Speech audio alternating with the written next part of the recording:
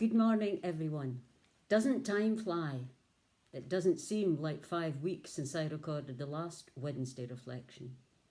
It's Wednesday, the 13th of March. I'm Esther, and I'm sure I have the correct date today. Maybe I have said to you before that I really enjoy watching athletics on the television, as well as tennis tournaments. We're lucky this year to have tickets for Wimbledon, so we're really looking forward to that in July. But a couple of weekends ago, the World Indoor Athletics Championships was held in Glasgow, and I wish I could have had tickets for that event. We were certainly entertained to a wonderful array of great athletics. It's just a pity that every competitor can't be a winner. In 1970, Bob and I were in Edinburgh when the Commonwealth Games were held, but unfortunately we had to listen to the commentary from outside the stadium at Meadowbank, as we couldn't get tickets and we were only in Edinburgh for one day. Fast forward to 1986, again in Edinburgh for the Commonwealth Games, and this time we were lucky enough to have tickets to watch from inside the stadium, and it was a great experience. Again, fast forward to 2002, and we found ourselves in Manchester for the Commonwealth Games. It was beautiful weather, and it was thrilling because our seats were quite close to the tracks. The 20th Commonwealth Games held in Glasgow in 2014, and again we were lucky enough to attend those games known as the Friendly Games. So we have seen our fair share of live athletics. But to go back to the Indoor World Championships, I recorded most of the sessions because I don't really enjoy listening to all the studio interviews, as often you can see races taking place in the arena that you would rather be watching, so I can fast forward through all that. The only drawback is if you accidentally hear a result before you've had time to watch the event. Watching these events is, of course, particularly enjoyable when British athletes do well. I must admit I enjoy the track events more than the field events, and Josh Kerr, a Scot, won gold in the 3,000 metres race. But I did wonder when he had the Scottish flag draped around his shoulders instead of the Union Jack. Molly Caudry won gold in the pole vault, and I must admit I had never heard of her before, but I'll keep a lookout for her now. Scot Gemma Reekie won silver in the 800 metres, and you could see that she was very disappointed to come second. As so often happens, she was built up by the media to be the winner. Whoever said it's the taking part and not necessarily winning, to my mind was misguided. We all want to win. The founder of the modern Olympics, Baron Pierre de Coubertin, once said, "The most important thing in the Olympic Games is not winning but taking part. The essential thing in life is not conquering but fighting well." So believe that or not. However, an athlete I really enjoy watching is a Dutch female called Femke Bol.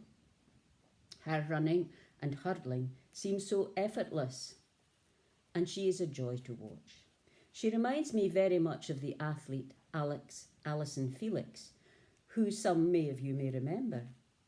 She is one of America's greatest athletes and is the most decorated athlete, male or female, in World Athletics Championships history, with 20 career medals, 7 from individual events and 13 from team relays, with a combined Olympic and World Championship total of 31 medals. She is also the overall most decorated athlete in track and field history. It made me wonder what a training session is like for those elite athletes, or any other athlete. So Google to the rescue, and here's a week's training schedule for Femke Bol. On a Monday, she has 2 training sessions, one for speed and one for maximum strength. Tuesday is one session for endurance. Wednesday is speed endurance, race pace and circuit training. Thursday again is endurance. Friday is hurdles, power strength. And Saturday is hill work, special endurance and races. And Sunday is a blessed day of rest. It's a grueling week, and that's every week, not just 1 week. All her hard work and dedication is rewarded by breaking world records, as she did in Glasgow in the 400 metres race.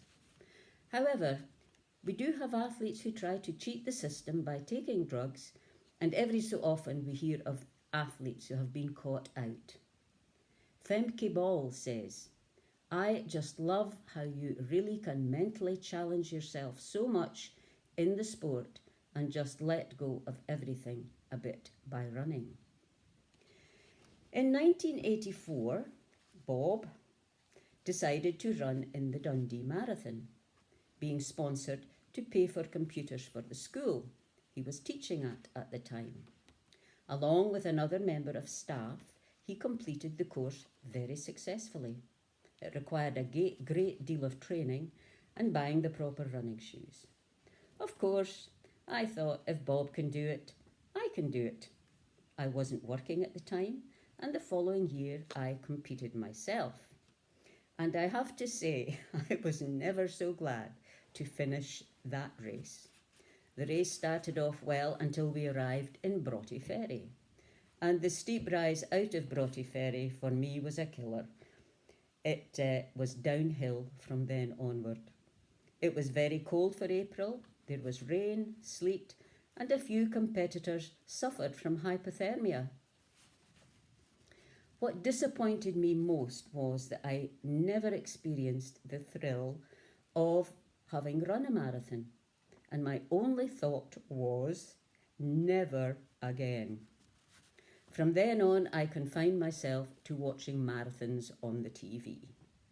I'm looking forward to a summer of great athletics and hope our British competitors do well at the Olympic Games in Paris, starting on the 26th of July, and I'm sure it would be wonderful to be there.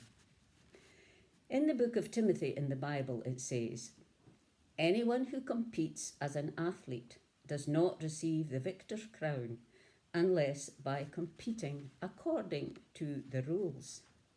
And Paul writes, "Do you not know that in a race all the runners run, but only one gets the prize?